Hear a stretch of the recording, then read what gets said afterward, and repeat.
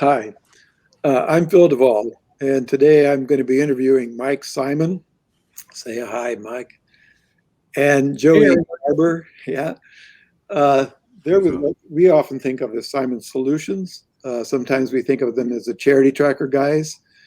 And those of us that are in the Bridges initiatives are very familiar with you both.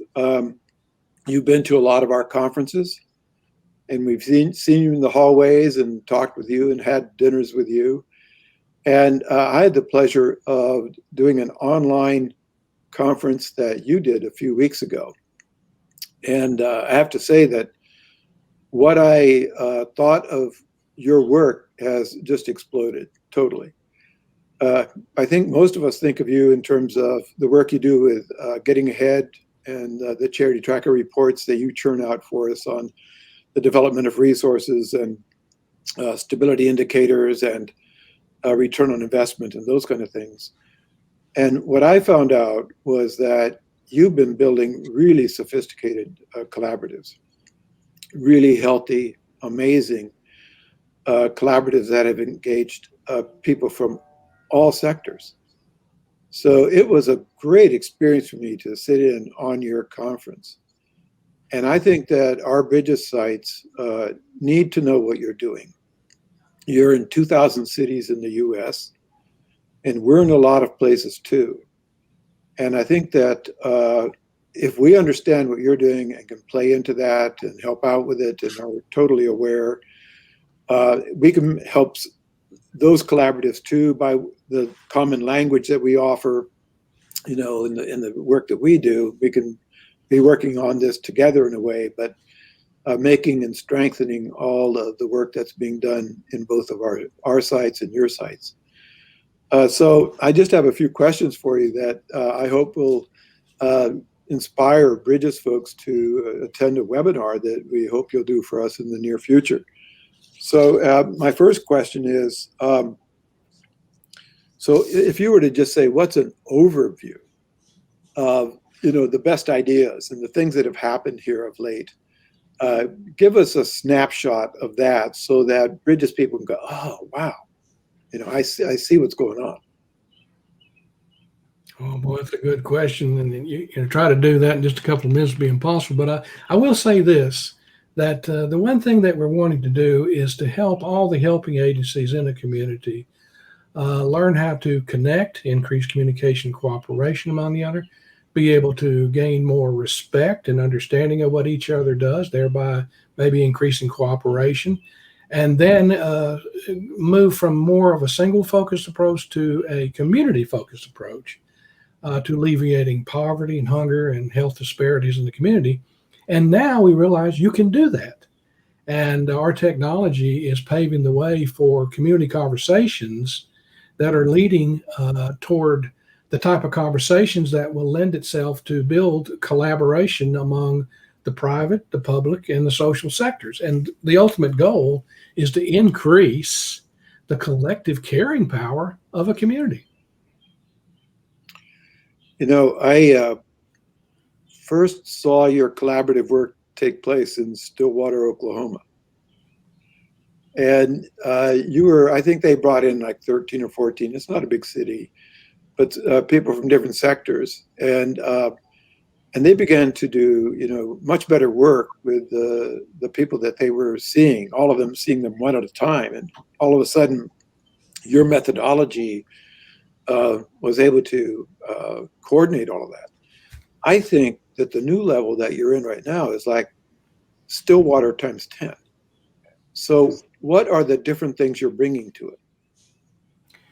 Well, yeah, the connection process, Phil, that's so important to be able to take on some of the challenges that we're seeing right now. Getting into the why is someone in an agency seeking help and assistance. Well, if you really get down to it, it's that they don't have a job. Food insecurity is caused by a lack of employment. How do we as an agency work with an agency that has perhaps workforce development capabilities or training, education, and instruction to get this person the help that they really genuinely need? We can assist them today with food, but let's face it, 2 months from now, they will be back here because they still have the same challenge. the referral process within Charity Tracker is gold, because this allows for an agency to seek out another agency there in the community that they can pass this information. This person needs a job and they're willing to work. They just don't know what the next steps are. That electronic referral through email to the agency that gets this information now knows about this and is aware and can work with this individual to get them the instruction, the job training that they may need. Now we're addressing the why someone is in the line, why someone is seeking assistance. And frankly, we're not just focusing in on a service, we're focusing in on a solution, a long-term solution. So that's where we're effectively taking someone from a place of crisis to a place of transformation. So your connections are all done electronically, so to speak. This system that you have allows people from different, everybody in the partnership or in the collaborative can exchange information instantaneously. Who coordinates all of that? How does that get coordinated? Well, within a network setting like Stillwater, you have a network administrator. But really, I mean, the agencies that are working together, they all have this common goal to be able to share their information. So by having Charity Tracker, there's the connection process to be able to put their information in and another agency be able to see that. So from the organization aspect, you know, it's organic many times, but how effective is it? Because the common goal is there. We want to work together. Well, what does that look like? It's got to be a connection process. It's got to be a collection of data and being able to share, to see that kind of information. And that's what Charity Tracker does. Wow. So on the technological end, and you're the implementation guy, right? So what do organizations need to commit to build a collaborative like this? Do you start by getting them all together and saying, do you want to cooperate? Or, you know, what's the beginning place? But in the end, you're going to have technological solutions too. So what are they committing to when they become part of a collaborative? Yeah, you know, we hear this every day. We want to work together, right? Yeah. What we need to do is work together. Well, Charity Tracker is a practical solution to be able to accomplish that. It merely allows the connection process that everyone seeks out, that ability to work together.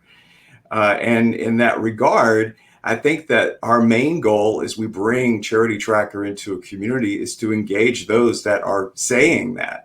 Now you actually have the capability of doing that. Take those words, put them into actions. Here's Charity Tracker to accomplish that. And a lot of times, you know, Phil, we'll have someone that is spearheading the effort. There may be an agency that wants to be the lead in bringing this in, United Ways, you know, those kinds of agencies that are in that type of scenario.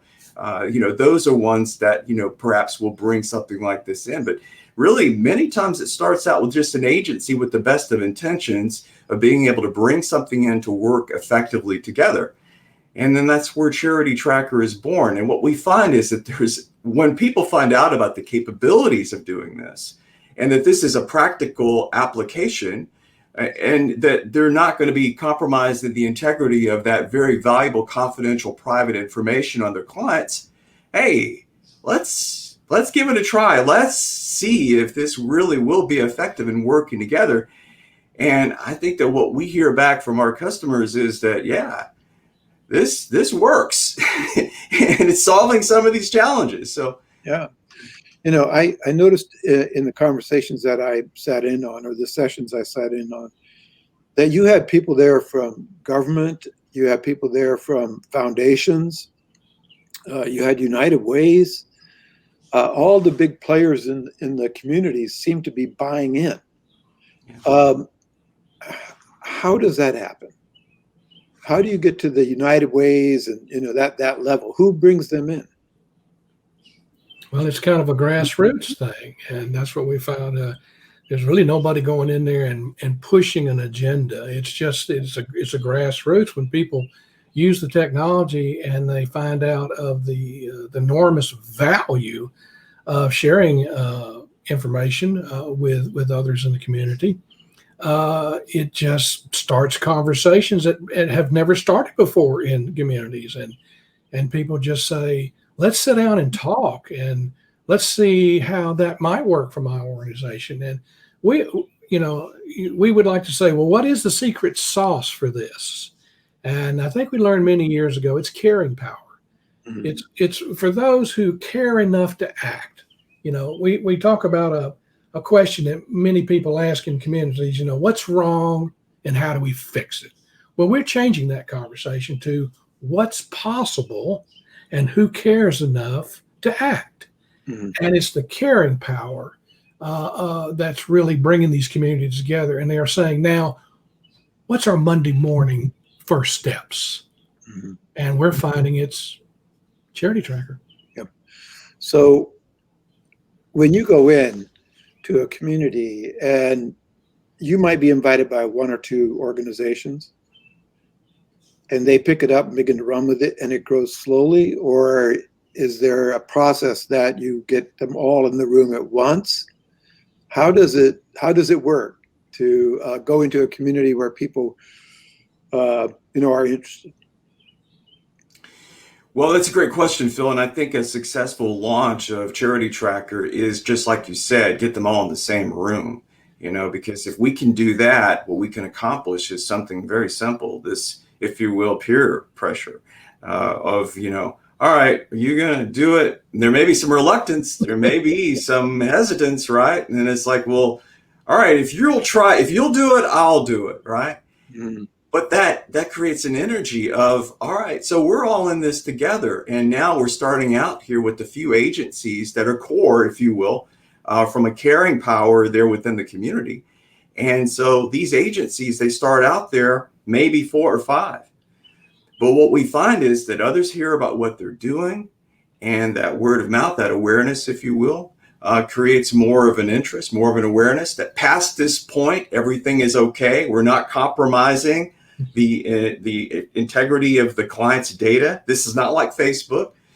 So we're okay here.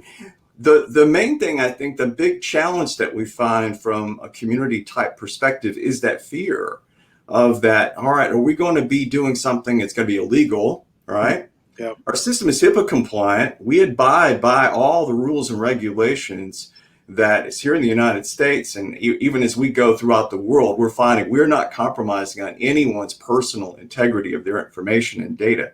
That's essential. But once you get past that, it's like, well, the ease of use.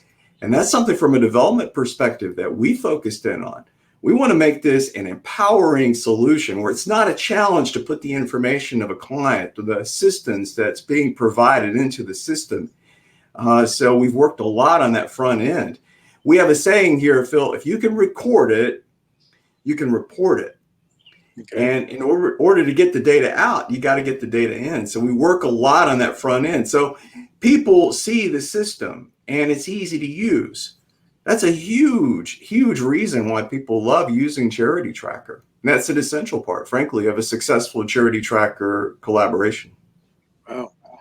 Well, that's all this is really encouraging to me. I can sort of begin to visualize it. Now I get some idea of how you got those people in the room and at that conference, right? So they're not giving up anything by coming there. They're just, coming and finding out we can do a whole lot more together than we thought we could. That's right. That's Is right. that it? That's it. Yeah. You got it. Because that's what they want to do, Phil. Yeah. They want to work together. And Charity Tracker just allows that process. Wow. Well, you guys are making it sound easy. And well, that's a good point. Let's leave it at that. It's not easy. Yeah. And it is a challenge, but it's worth it, Phil. Okay. It's worth it when you can see all the helping agencies realize that they can be part and partial of a most sophisticated transformational roadmap that takes people from crisis all the way to sustainability. And everyone just simply does their part. It's wonderful to see these things develop. It warms our heart when we go in communities and really see it at work.